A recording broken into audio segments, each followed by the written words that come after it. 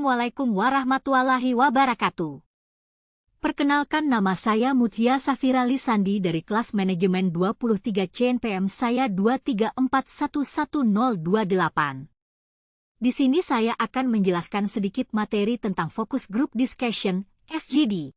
Pertama, pengertiannya.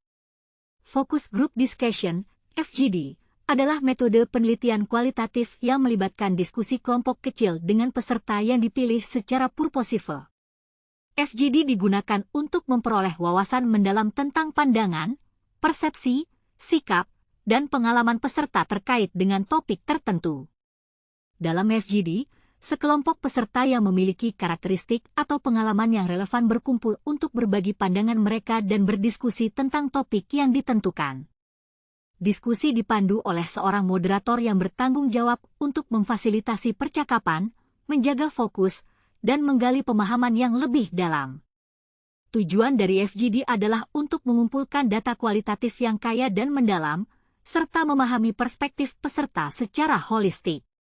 FGD dapat digunakan dalam berbagai konteks, seperti penelitian pasar, evaluasi program, pengembangan produk, atau pengumpulan umpan balik pengguna. Dalam FGD, peserta dipilih berdasarkan kriteria tertentu yang relevan dengan topik yang akan didiskusikan. Diskusi biasanya direkam atau dicatat untuk analisis lebih lanjut setelah FGD selesai. FGD dapat memberikan wawasan yang berharga dan pemahaman yang lebih mendalam tentang pandangan dan pengalaman peserta terkait dengan topik yang diteliti. Metode ini memungkinkan para peneliti atau praktisi untuk mendapatkan sudut pandang yang beragam dan memperoleh informasi yang lebih kualitatif daripada metode penelitian lainnya. Selanjutnya, proses FGD. 1. Langkah-langkah dalam melaksanakan FGD.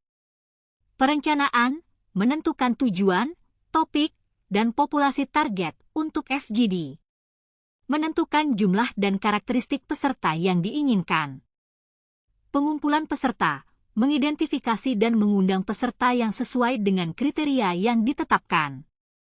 Peserta dipilih secara purposive berdasarkan relevansi dengan topik FGD. Pengaturan ruang, menyiapkan ruang yang nyaman dan sesuai untuk diskusi. Ruang harus dapat mendukung interaksi antara peserta dan memfasilitasi diskusi yang terbuka. Penggunaan moderator. Memilih seorang moderator yang memiliki keahlian dalam memfasilitasi diskusi kelompok. Moderator bertanggung jawab untuk memandu percakapan, menjaga fokus, dan menstimulasi partisipasi aktif peserta. 2. Penggunaan panduan atau pertanyaan terstruktur untuk memandu diskusi. Panduan diskusi, moderator menggunakan panduan diskusi yang telah disusun sebelumnya untuk memandu jalannya diskusi. Panduan ini berisi pertanyaan terstruktur atau topik yang akan dibahas dalam FGD. Pertanyaan terstruktur, moderator menggunakan pertanyaan terstruktur untuk mengarahkan percakapan dan menggali pandangan, sikap, dan pengalaman peserta terkait dengan topik yang dibahas. Pertanyaan ini dirancang untuk mendapatkan informasi yang relevan dan mendalam. Selanjutnya, pengumpulan data. 1. Metode pengumpulan data dalam FGD. Catatan, moderator atau anggota tim peneliti dapat membuat catatan selama FGD untuk mencatat poin-poin penting yang dibahas, tanggapan peserta, dan observasi lainnya. Catatan ini dapat digunakan sebagai referensi dalam analisis data. Rekaman audio, FGD dapat direkam dengan menggunakan perangkat perekam audio untuk merekam percakapan secara keseluruhan. Rekaman audio ini memungkinkan peneliti untuk mendengarkan kembali percakapan dan menangkap nuansa dan detail yang mungkin terlewatkan dalam catatan.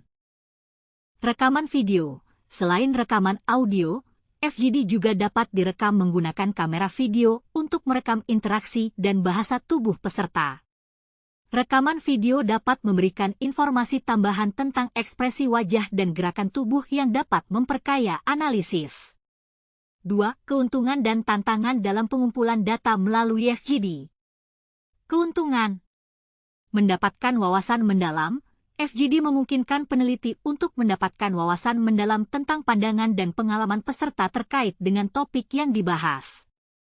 Interaksi kelompok. FGD memfasilitasi interaksi dan diskusi kelompok yang dapat memunculkan perspektif baru dan memperkaya pemahaman.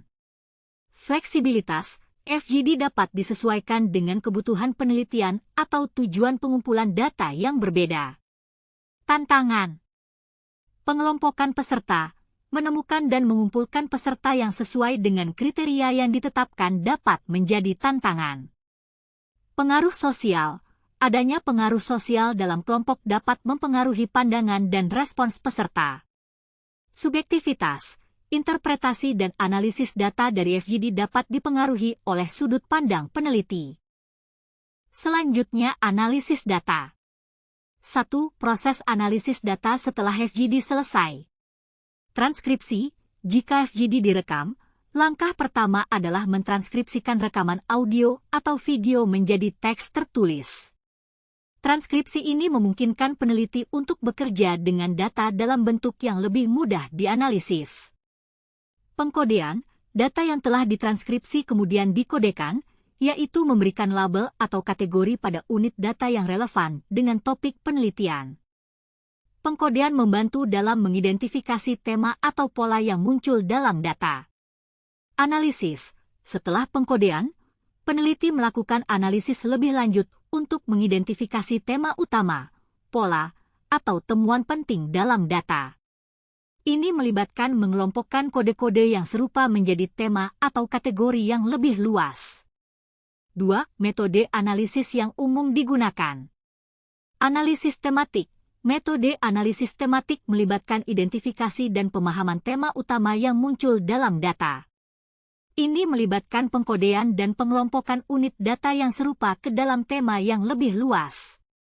Analisis tematik membantu mengungkapkan pola, perbedaan, atau kesamaan dalam pandangan dan pengalaman peserta.